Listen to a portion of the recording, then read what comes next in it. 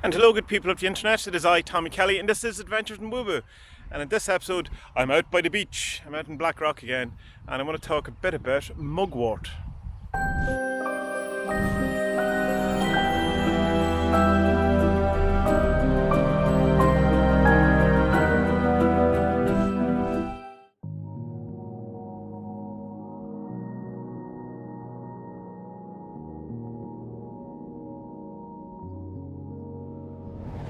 So, good people of the internet, it is a bit windy today and I could set up the lapel mic and stuff, but there's too many leads and too many things and it just becomes annoying, so the sound quality might be perfect in this. However, if you're listening to it, then it probably is alright that I could put it up on the internet. Anyway, that aside, over the last couple of weeks I have been experimenting with the plant mugwort, and mugwort has very much history in kind of witchiness circles or occult circles, in that it's used to kind of in a kind of way to be a kind of weak, if you want, weak's probably not a good word, a lesser psychonaut, psychoactive type substance, mostly used to try to increase dream quality or dream recall. And it's said though, however, that it has some sort of marijuana type qualities where it can get you stoned, and that's debatable, I suppose. It's in the same way that I suppose that whole thing, if they say if you dry out banana leaves and you smoke it, you can get high too. You probably don't, you just get sick. Anyway, this is mugwort, and I got it off Amazon. I got 1 kg of it for like £8 or something, and so like that's a huge amount, whatever. And I started off, what I did is I made a tea, and got a nice new kettle and all that, just for making kind of herb teas. Not kettle, a teapot. And the first couple of times I tried it, nothing really happened at all. It was kind of, I was doing it before I went to sleep, trying to increase some dreams. The very first night I had some dreams, and I goes, oh, we're on a winner here. Nothing more than what I usually have. And so I said I'll up the dose, as you do. So I made stronger teas and had it over the next week or so. Now, it didn't do anything for me, other than one night I kind of felt very chilled out, and after I had the tea, and I was kind of going, oh, that's quite nice. This is probably what they're on about in the kind of stoned thing that you get from it. But it's not something that is hugely noticeable. It wasn't for me anyway.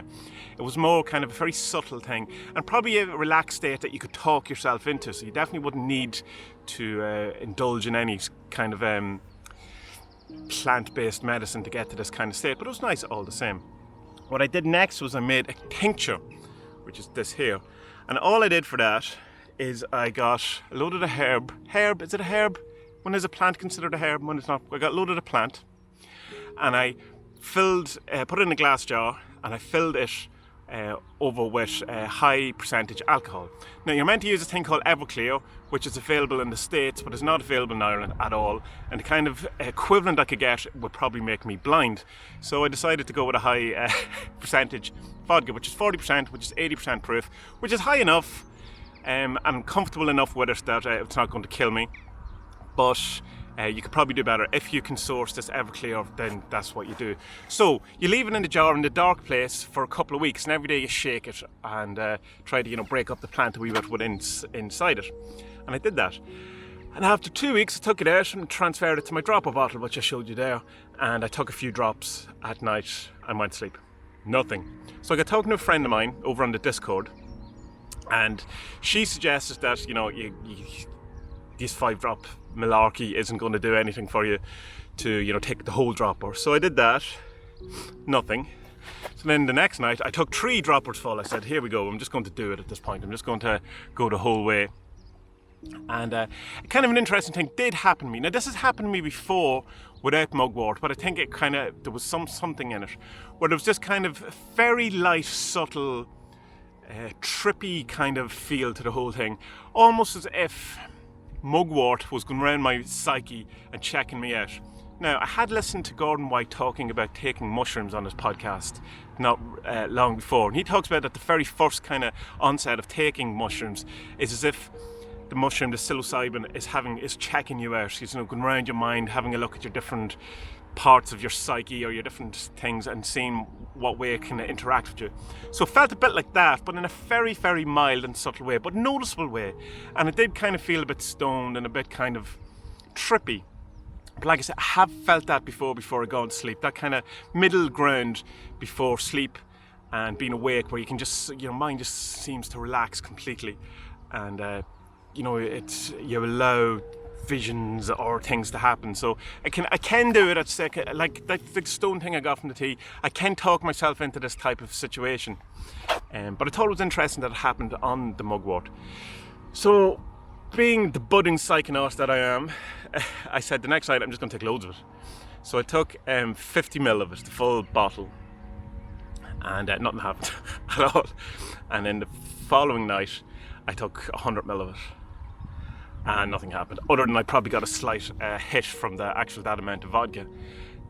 So I don't know what to make of it, unless, of course, and I'm sorry for shuffling around here, I'm kneeling down on the ground, and I'm 42 next month, so my knees aren't as springy, chickeny as they used to be. So unless when the mugwort did do in that first, or in that middle kind of ground where it kind of had checked me out and went, no, not for me. It's that whole thing, and I've talked about this before, that Chris from Secret Son, I think originally his thing is getting their attention. That kind of phrase comes from him, but it's been popularised very much by Gordon White. Getting their attention, getting the attention of, the spirits or the gods or the other, whatever these type of things are. And my kind of curse, if you want, is that I can get their attention. They just don't give a fuck. To go, yeah, we know you're there. Good luck to you. Same thing happened when I did a hape. That's a real Irish thing. A lot of ancestor work a couple of years ago, where I was kind of trying to engage with this ancestral lineage or whatever. And I felt that I did contact them, but again, they just didn't care. They weren't interested. So maybe there's something going on there where the mugwort said, "Oh, we'll check this guy out," and I went, "No, no, thank you." So I don't know.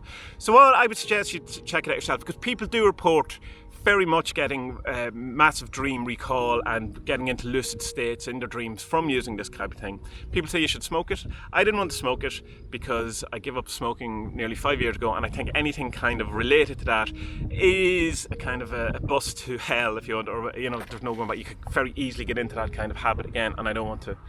But some people say you should smoke it, and it's interesting. There might be something in the heating of it that I'm not getting, because I know if you make a tincture of weed, say that you have to heat it first to release the THC, which is the thing that makes you high. Otherwise, you're not going to get the high. You'll get all the benefits, but you don't get the high. The THC is not released. So maybe there's something similar in mugwort, but on my kind of reading on the internet, that was not mentioned. It was to make a tincture, you just soaked the actual plant in alcohol. So I'm glad I did it. I still have about half a kilogram left of mugwort, so I'll have to do something else with it as well. I did also make a tincture of wormwood, and my God, that is the most bitter thing I've ever tasted in my entire life.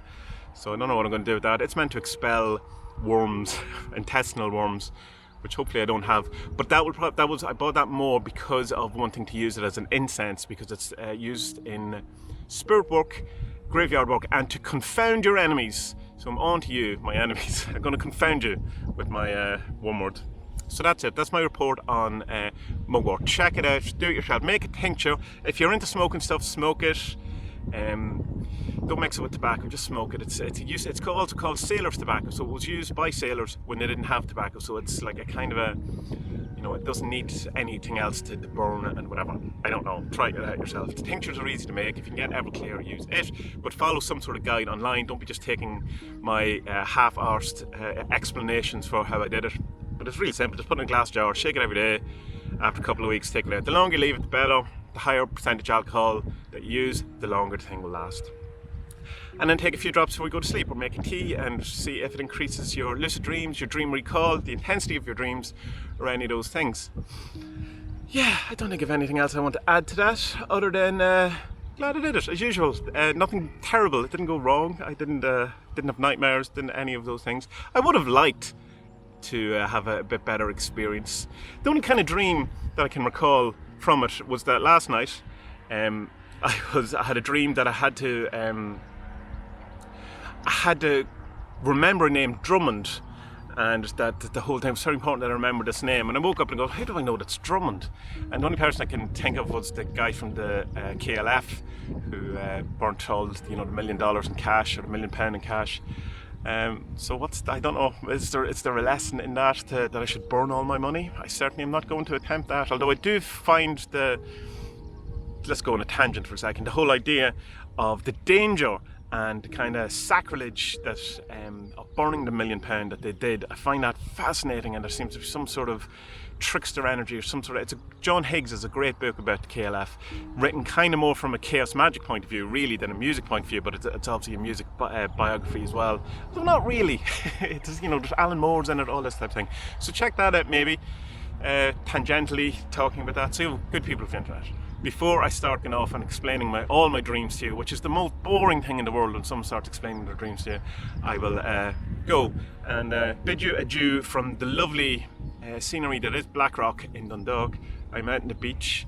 I got some time this morning to take some photographs and to do some filming, and I hope all this comes out. So, good people of the internet, until our next adventure, be well.